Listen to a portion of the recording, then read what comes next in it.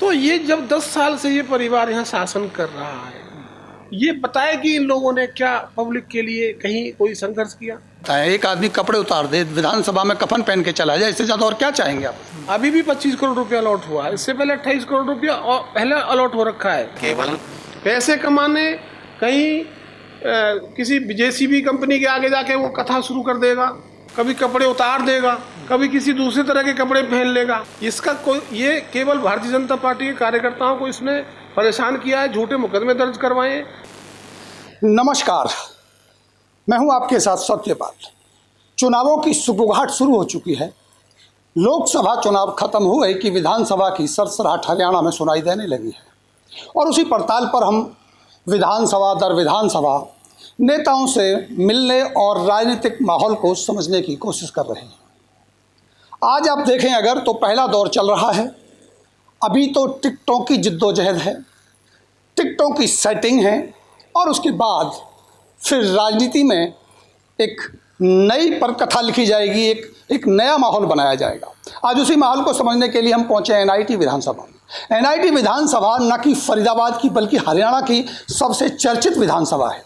चर्चित विधानसभा इसलिए कि अगर कहीं कोई ड्रामा, ढोंग या किसी तरह का कोई ऐसा आडंबर देखने को अगर आप देखना चाहते हैं तो आप एनआईटी आ सकते हैं। आज इसी विषय पर मैं पहुंचा हूं एनआईटी और मेरे साथ हैं यशवीर डागर जी। यशवीर डागर वैसे तो भारतीय जनता पार्टी से टिकट की दावेदारी भी कर रहे हैं, मजबूत और कद्दावर नेता और पुराने नेता माने भी जाते हैं। मैं उनसे समझूंगा कि आखिर एनआईटी के विकास की जो परिस्थितियां हैं वो क्या हैं और राजनीतिक परिस्थितियां क्या, उनको समझें। उससे पहले आइए स्वागत करते हैं सबसे पहले यशवीर जी, सबसे पहले आपका बहुत बहुत स्वागत। धन्यवाद, आपका बहुत बहुत स्वागत है आपका। अगर मैं सबसे पहले सवाल सीधा सीधा पूछूं, क्या आप हरियाणा में तीसरी बार सरकार बनाने के मूड में हैं? देखिए, लोकसभा में तो बहुत टाइट रहा था हरियाणा के अंदर, लेकिन जो लोकल इशू जिस तरह से भारतीय जनता पार्टी ने 10 साल में एड्रेस किए हैं, पहले हरियाणा हमेशा जातिवाद और क्षेत्रवाद के नाम पर हरियाणा की राजनीति होती थी। भारतीय जनता पार्टी ने इसको बिल्कुल ख़त्म कर दिया और जो पिछड़े इलाके थे उसमें बराबर सबको साथ लेकर के सबका बराबर का हिस्सा सबको दिया। नौकरियों में जिस तरह से बहुत ईमानदारी से और कई सारी ऐसी योजनाएं जो पब्लिक भेदभाव का शिकार रहती थी उनको बराबरी का करने का काम किया है। तो मैं कहना चाहूँगा कि एक नया डेवलपमेंट का मॉडल पूरे हरियाणा के अंदर लोगों ने पहली बार देखा है। एक और नया डेवलपमेंट आपने दिया। हरियाणा बिल्कुल मैं कहूँ कि जाट बहुल प्रदेश है, लेकिन बीजेपी लगातार यहाँ नॉन जाट की राजनीति कर रही है। क्या ये सफल एक्सपेरिमेंट हुआ आपका? देखो, मैं इसको इस तरह से नहीं देखता हूँ। आप पत्रकार लोग हैं, ये चीज़ आपका नज़रिया हो सकता है। भारतीय जनता पार्टी एक कार्यकर्ता बेस पार्टी है, एक कैडर बेस पार्टी है और इसमें विनिबिलिटी भी देखते हैं। और भारतीय जनता पार्टी ने जो एक जातिवाद जैसा एक चलन था उसको उससे आगे बढ़ कर के जो कार्यकर्ता पार्टी के लिए समर्पित हैं और जो ऐसे समुदाय जो वंचित रह गए थे, शोषित थे, उनको मान सम्मान देने का काम किया है। जो गरीबों के बच्चे कंपटीशन में आकर के आज जिस तरह नौकरियां मिल रही हैं, ऐसी भारतीय जनता पार्टी के शासन से पहले उम्मीद नहीं करते थे कोई भी। तो बहुत सारी चीज़ों को हमारी सरकार ने बदल दिया है और डेवलपमेंट का मॉडल मैं उदाहरण देना चाहता हूं सर। कोई एक यूनिवर्सिटी हरियाणा को मिली, ऐसी कभी कल्पना भी नहीं कर सकता था कोई कि वो पलवल जिले में 1000 करोड़ की लागत से स्किल यूनिवर्सिटी बनेगी। तो ये भारतीय जनता पार्टी का शासन ही था जिसमें ये संभव हो पाया है। और मेरा ऐसा मानना है, मैं उस नॉर्थ हरियाणा की राजनीति को ज़्यादा नहीं जानता हूँ। हम लोग जहाँ रहते हैं, जहाँ हम लोग जीते हैं, यहाँ आम जनमानस में आज पार्टी में विश्वास है लोगों को और बहुत सारे इशू ऐसे भी हैं जो अभी एड्रेस होने बाकी हैं। तो जिस तरह से अभी हमारे नए मुख्यमंत्री आए हैं, उन्होंने कई सारी चीज़ें लोगों के सामने रखी हैं। जैसे ग्रामीण क्षेत्र में जो लोग बगैर सरकार की या पंचायत की ज़मीन के ऊपर जैसे कोई अपना जीवन यापन कर रहे थे, उनके नाम हो जाएगी। कई सारी चीज़ें और भी जो कमियां थी, छोटे मोटे जैसे इशू रहे प्रॉपर्टी आईडी या, उसमें मेरा ये मानना है कि एक इस तरह का एक तंत्र जो लोग जातिवाद के टाइम पर सरकारों में नौकरियां पाने में सफल रहे या किसी एक दल विशेष के लिए उन लोगों ने इस इलेक्शन में भी कैंपेन देखने को मिली। भारतीय जनता पार्टी ने, अगर हम चाहते तो हम लोग अपने आरएसएस बीजेपी के अपने कार्यकर्ताओं को समायोजित करते, लेकिन हमने ईमानदारी के साथ एक मॉडल रखा और उस जो वो पुराने जो तंत्र है उसका थोड़ा सा हमें नुकसान हुआ, लेकिन जनता इस चीज़ को समझती है क्योंकि ये जो मॉडल है हमारा, इसने एक 66 से लेके 14 तक 48 साल बाद शोषित, वंचित और क्षेत्रवाद के नाम पे हम लोगों के साथ जो भेदभाव हुआ उसको पाटने का काम किया है। जनता इसको एक्सेप्ट करती है और ये मैं भरोसा है मेरे को कि पार्टी तीसरी बार सरकार बनाएगी, क्योंकि हर आदमी को, हर पीछे जो वंचित है उस हर आदमी के को हम लोगों ने लाभ पहुंचाने का और भरोसे में उसका भरोसा जगाया है और उसका भरोसा आज भारतीय जनता पार्टी के ऊपर है। लेकिन मीडिया रिपोर्ट्स और राजनीतिक विश्लेषकों की जो रिपोर्ट इस वक्त आ रही है, मैं इसको बिल्कुल ये नहीं कहूँगा कि ये रिपोर्ट सही हो सकती है। कहा यह जा रहा है कि हो सकता है अब की बार कांग्रेस मजबूती से आगे आ जाए। इसका आधार क्या है? अगला सवाल बाद में लूँगा। ये आप क्यों मानते हैं कि आपकी मीडिया रिपोर्ट जो कह रही है वो सही कह रही है? कुछ है उसमें तो? देखिए साहब, ये कोई ऐसा विज्ञान, कोई ऐसा गणित ऐसा किसी के पास नहीं है कि उसे पढ़ के ये बता दे कि ये होने वाला है। ये कोई ज्योतिषी नहीं है कि 2 महीने बाद, 3 महीने बाद जब इलेक्शन होंगे तो उसकी क्या स्टोरी रहेगी। अभी जिस तरह से सरकार बदलाव, मुख्यमंत्री जिस तरह से हमारे बदले, हो सकता है किसी के मन में एक, हमारा हरियाणा का एक कल्चर भी है कि भाई लोग उग जाते हैं, उनको नया फेस की ज़रूरत होती है या कई सारी बातें हो सकती हैं, मेरे को इतनी ज़्यादा समझ नहीं है। लेकिन ये कोई मीडिया में चला दे, ये मैं इसको स्टंट से ज़्यादा नहीं मानता हूँ। अभी कार्यकाल बचा हुआ है और बहुत सारी चीज़ें जो रह गई हैं, जो भ्रष्टाचार कुछ लोगों ने लोगों को हरासमेंट जो करी है, एक प्रॉपर्टी आईडी और एक 2-3 चीज़ें हैं इस तरह की, जो लोकल बॉडी में जो 4th क्लास के और ये जो एम्प्लॉई हैं, इन्होंने पैसे वैसे जो लिए हैं, उससे थोड़ा सा आम जनमानस को असुविधा हुई है। शायद वो थोड़ा सा गुस्सा लोगों का था जो निकल गया है और हमारी सरकार उसको सॉल्व करने के लिए बहुत ईमानदारी से कोशिश कर रही है। अच्छा, एक तर्क ये दिया जा रहा है कि आपने जेजेपी के साथ गठबंधन किया, जेजेपी लगभग समाप्ति की ओर है, आईएनएलडी समाप्ति की ओर है, आम आदमी पार्टी का कोई खास बचा नहीं है, मुकाबला सीधा सीधा बीजेपी और कांग्रेस में है। क्या ये नुकसान बीजेपी को हो सकता है? क्या अगर तीसरा मोर्चा उभर के आए, इसका सीधा फायदा बीजेपी को जाए? ऐसी चर्चाएं, इस पर आपका क्या कहना है? क्या ये सच्चाई हो सकती है? मेरा ऐसा मानना है कि जो क्षेत्रवाद जो चलता था, क्षेत्रीय दल, ये अब पुराने समय की बातें हो गई हैं। लोग या तो कांग्रेस को वोट करेंगे या भाजपा को वोट करेंगे। लोग सीधी सीधी, ये 2 विचारधाराओं की लड़ाई है। और ये जो सफूगा चला था पीछे कांग्रेस के टाइम में, ये लोकसभा के टाइम में, कि हम 8.5, कुछ बातें झूठी चलाई गई थी और वो बातें सच्चाई से परे थी और लोगों की समझ में वो आई भी हैं। और लोगों का लोकसभा के टाइम पे जो टेम्परामेंट था, जो लोगों का एक गुस्सा था क्षणिक कुछ, वो अब मेरे को लगता नहीं है। लोग भारतीय जनता पार्टी के साथ हैं और बहुत अच्छी बहुमत लेकर भारतीय जनता पार्टी तीसरी बार सरकार बनाएगी, ऐसा मेरा मानना। आप ये कहते हैं सबका साथ सबका विकास। एनआईटी में जनता ने आपके विपक्ष में विधायक चुन दिया और आप उसको काम नहीं करने देते। वो बेचारा कभी कपड़े उतार लेता है, कभी कफन पहन लेता है, कभी नाली में बैठ जाता है, टेंडर भी करा लाता है, पैसे भी सरकार से मांग के ले आता है। आप उनके ठेकेदारों को नहीं टिकने देते, आप काम नहीं होने देते, फिर आप कहाँ कैसे कहेंगे सबका साथ सबका विरोध?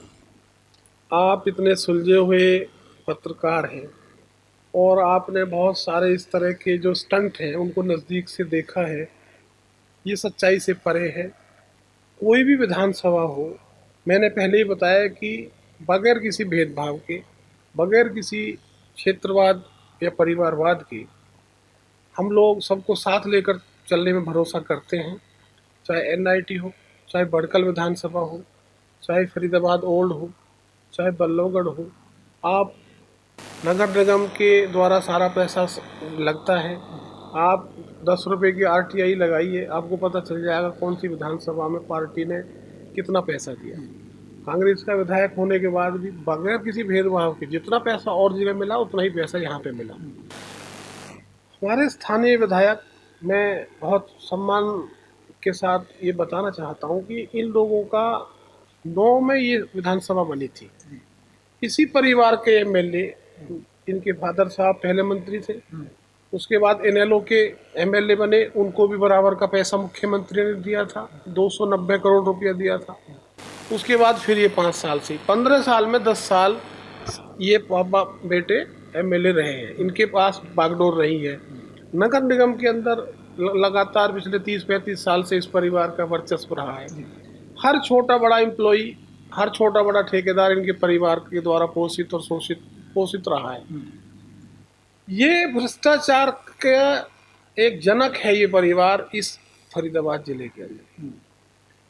बहुत सारी बातें मीडिया में समय समय पर आती रही हैं कि एक सड़क को 2 नाम से, एक नाले को 2 नाम से, एक सीवर को 3-3 बार पेमेंटें हुई हैं इनके टाइम में, कभी जांच नहीं हुई। हर छोटे बड़े घोटाले के पीछे ये लोग हैं सबसे। और तो परिवार कोई भी जो आज एमएलए भाजपा के टाइम में है, ये बेचारे पहली बार बने हैं।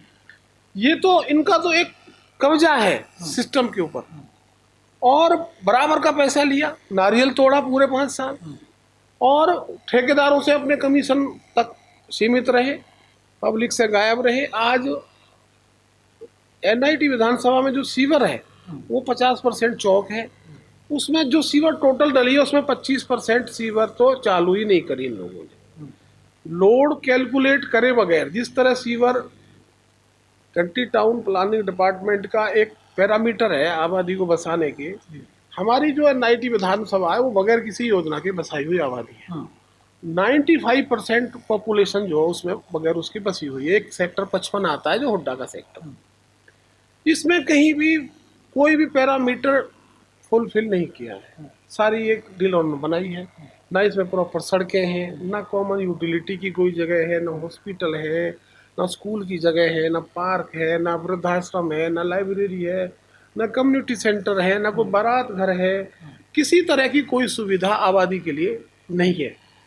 तो ये जब 10 साल से ये परिवार यहाँ शासन कर रहा है, ये बताए कि इन लोगों ने क्या पब्लिक के लिए कहीं कोई संघर्ष किया? कोई जब ये मालिक रहे 10 साल 15 साल में से, ये लोग अपने अचीवमेंट बताएं।